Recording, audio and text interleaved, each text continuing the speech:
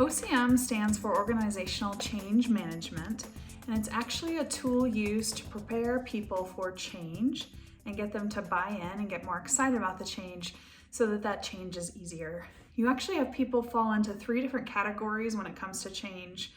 Some are very resistant. They don't want to change.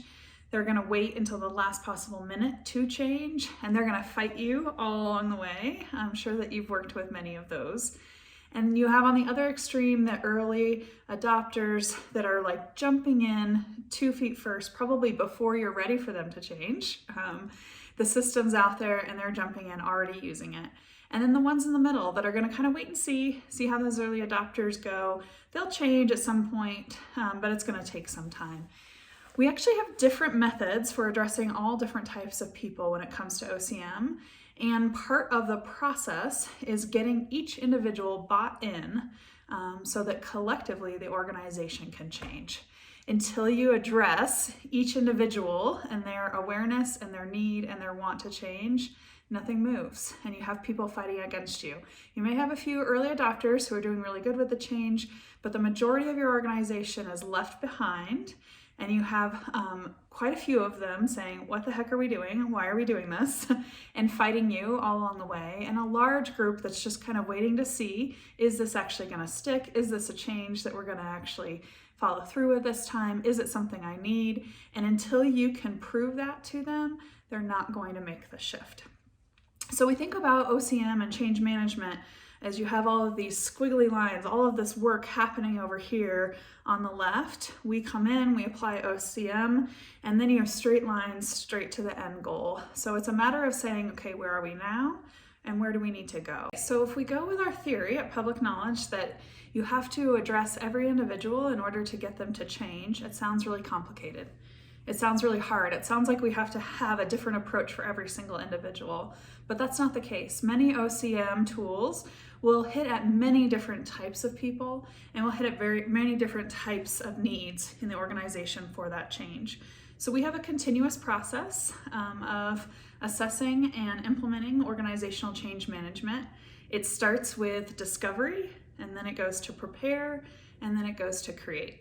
And we have different tools for each one. So in the discovery phase, we are getting to know your organization, getting to know your team, getting to know your staff, getting to know what types of change individuals you have at your organization. Like I said, you're going to have all 3 types, but we want to know, do you have more of one type than another? Lots of organizations do. Some are really adept and nimble and change often, and so they have a lot of early adopters. They tend to attract more early adopters. And some don't change very often. They're very heavily regulated, potentially, stuck in a lot of different processes and procedures. Everything's documented. You follow that. And so you have a lot in the other category of those that are really resistant to that change. We're going to come in and do this discovery process where we're assessing what people know about the change. Are they excited about it? Are they not? What would help them understand the change better and help them do their jobs better? And we use different qualitative and quantitative discovery tools to do this. So the most common ones are surveys and interviews and focus groups, but we have a lot of other tools in our toolbox for the discovery phase. After we finish the discovery phase, we move into the prepare phase. This is all about planning. So this is taking all of the world and the research and the methodologies around organizational change management and creating a specific individualized plan for your organization and for your change. And what we're doing in that process is we're saying, okay, what is your vision? Where are your needs that we found out in the discovery phase? And then what tools might we create and plan for that would help address those needs and prepare your organization and your people for the change? And so in this phase at the end, we have a master OCM plan that has very detailed instructions and plans around the timelines and the tools that we'll be using in the creation phase. In the creation phase, we're using everything in our toolbox that is a tool of OCM in order to affect and influence the individuals, your teams, your leadership, and ultimately your organization. Sometimes we're also using tools to affect stakeholders that are external to the company, because oftentimes these change will affect other people outside of our company as well as those inside. Okay, we have a lot of tools in our creation toolbox, but they all hit at 4 different levels. So we have the individual, the teams, and the leadership, and the organization. So for individuals and external stakeholders both, we have tools that are aimed at answering the question, which is, what is in it for me? Again, our theory is that individuals don't change unless they understand the why behind it and why it's going to be better for them. If it's not better for them, why would they make the change? Why would they learn a new tool? Why would they learn a new technology? And so all of our creation tools at the individual level are aimed at the individual and influencing and answering that question for them. Our tools for leadership are a little different. These tools are aimed at, how do I lead change?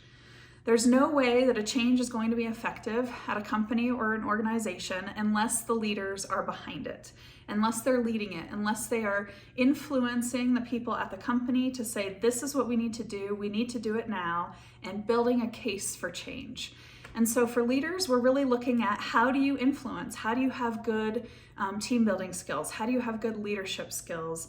How do you lead change within your organization? And we have creation tools aimed at answering that question for your leaders. Our creation tools for teams are a little different. This is aiming at the question of, what can we achieve together?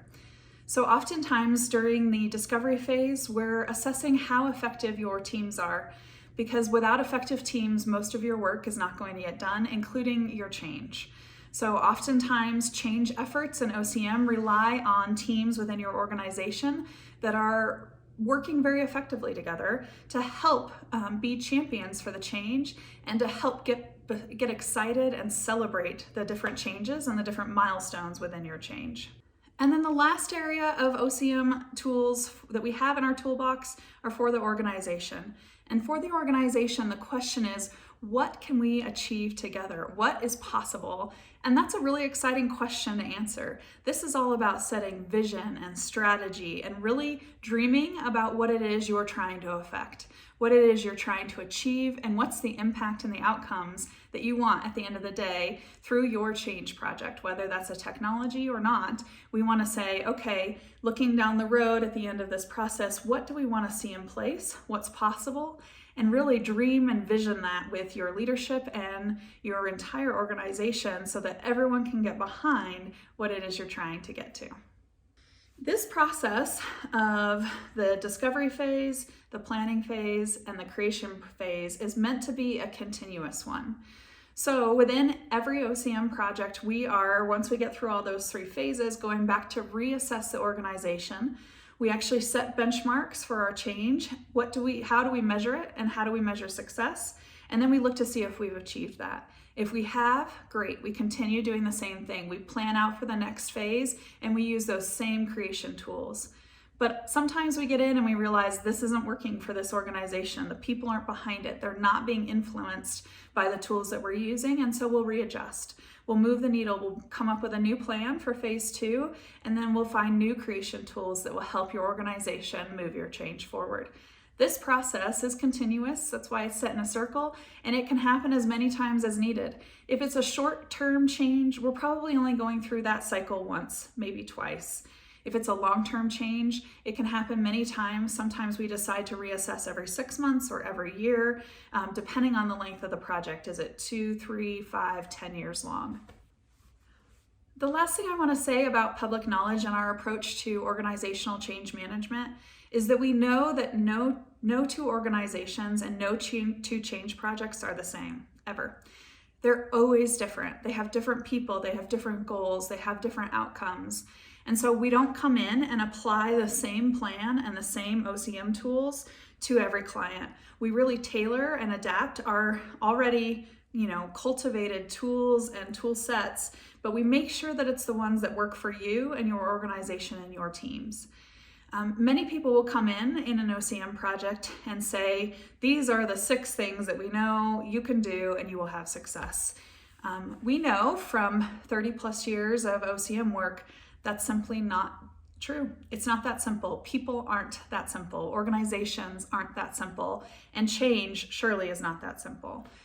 So we definitely have a process and we have a lot of tools in our toolbox. But part of what makes us unique is that we're adapting them to your needs and your organization.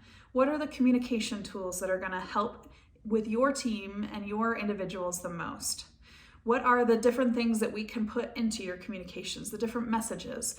What's the frequency? What meetings are you already having that we can work through so that we're not adding more work to your plate and your team's plate? Because we know in this day and age, everyone's busy, everyone has a lot of things on their plate, and taking their eye off of their core mission and their core vision is really hard for organizations to do. So we try to keep you focused on that, and then we help support you from behind, crafting messages, crafting communications, helping to set up change guides and change champions, and really assessing how that's going and making sure that your change is exactly the success that you wanted it to be.